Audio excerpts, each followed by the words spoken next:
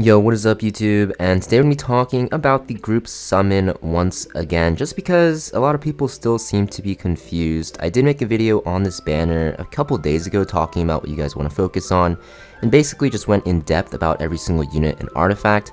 But today we're just going to talk very briefly about what you guys should be prioritizing. Now, if you guys don't know how this banner works still because you haven't summoned on it, basically the way it works is for every summon you do, you'll get a coin, and with these coins you can actually buy whatever unit or whatever artifacts on this banner, artifacts only working one time.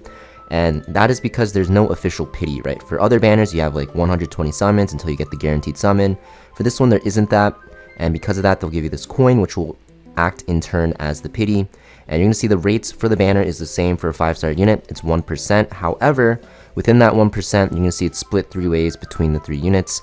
And honestly, while you're trying to go to 120 coins to buy the unit you want, you might get things that you don't want along the way. But if you do get things you do want, it's a bonus.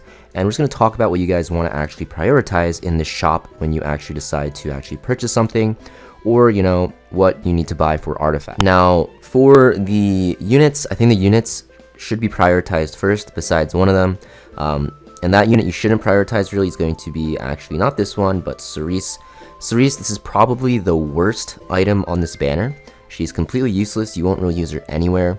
She might get buffed, who knows, in the future, but right now in her current state, she's the most useless thing on this banner. If you get her, honestly you should be a little bit disappointed, right? I'm not gonna lie, because you can't really use her anywhere. In PvP she's not used anymore. In PvE you can use her in like Dark Expedition or even Light Expedition, but you don't need her there, right? There's other units that can do the job, and Expedition isn't really a content where you're like constantly farming. So because of that, she's pretty useless. You're not going to use her anywhere, so you definitely can skip on her. If you get copies of her, just hope she gets buffed. But the first thing you want to prioritize is going to be Ruca, and she's a very strong unit. She's pretty meta on defense teams for Guild Wars, very strong in RTA, and that is because she can counter units such as Conquerlius that has non-attack skill because of her S2, or even Peyras and Rands and stuff like that. And she can also cleanse, right? And she has the spell from all of your allies with defense buff and ice cream buff. Very powerful combo, where you get more mitigation from the defense buff, and when you do get attacked, you'll actually heal up, most likely to full. And this works very well with unit that's scale with defense, so units like Lionheart Sirmia, even like Karina, and also Abyssal Euphine. They're all pretty meta units, actually very, very meta units, and they work very well with Ruca because she just gives them a defense buff. And this defense buff comes up pretty often because you're going to see that she has a ton of CR pushing with her S2. She gets a skill cooldown decreased by 1 turn if this activates, so it makes it so that she can apply this very often if you pick her as a counter pick into certain units. Very strong unit, definitely recommend getting her. For PvE, you're not going to use her too much, but in PvP, she's definitely a very strong meta pick. The second thing you want to prioritize in this banner, I think it's tied between 2. So actually, I think you want Guiding Light as an artifact. This artifact is super powerful. You pretty much need this on every single ranger that is fast. And what I mean by that is what I mean by that, right? You're going to see my Noggles on it, right? You can see Astromancer Elena is very good on it. Briar Witch Assyria kind of needs it. Lua needs it, right? A ton of other units need it as well. So because of that, I think this is like definitely the second priority.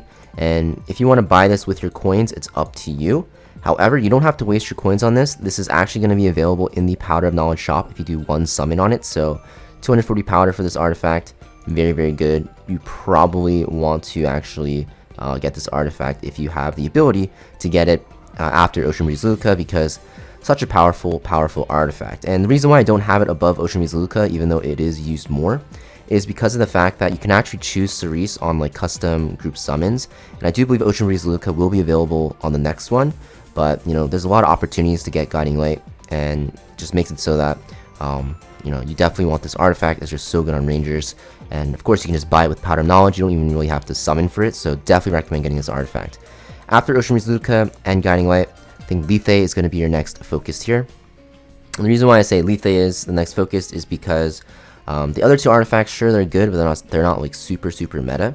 But Letha is a very strong Guild Wars offense unit, one of the best in the game, and that is because she has very powerful debuffs in her S3, and also because she just basically one-shots anything with less than 20k health if you activate your Call of the Abyss, and that activates by hitting a unit 3 times, and that will just one-shot them. It'll heal her, and it'll extinct them. very powerful, so definitely a very strong unit for Guild Wars offense.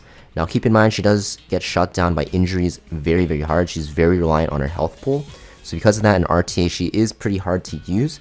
But in Guild Wars offense, you'll get so much free value out of her if you just pair her with 2 utility units that can keep her alive. She can pretty much solo a ton of teams. And then, of course, after that, we have the 2 artifacts, and really up to you. I think both of these artifacts are pretty decent, right? This artifact's pretty good on any Soul Weaver that wants to cut and cleanse their team. Pair of Solitude's good on any warrior that scales with health with extra attacks, like Shu, Alencia, Letha, right? But what you want to go for most is going to be what side story you want to farm. So if you do want to side story farm for the Ocean Ruca side story because of the gear sets there, I think it's like what? Counter set, pen set, and effectors set, then you probably want to stack more of these artifacts because it'll give you more currency when you're farming that side story. Now if you want to farm the Letha side story, then in turn you probably want to get this artifact because it will give you more currency for that side story as well. Now even if you do want these artifacts, I still recommend getting 1 copy of each unit because having one of these units for the side stories will make it 10 times easier. So you definitely want to make sure you have these units.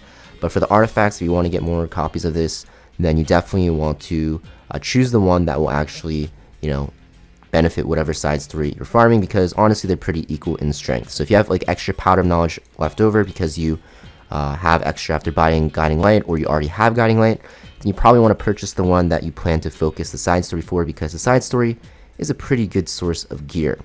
But yeah, that's pretty much it for this video though, guys. I just wanted to talk about this banner very briefly because a lot of people were pretty confused in what was actually the best thing to go for, especially with your coins.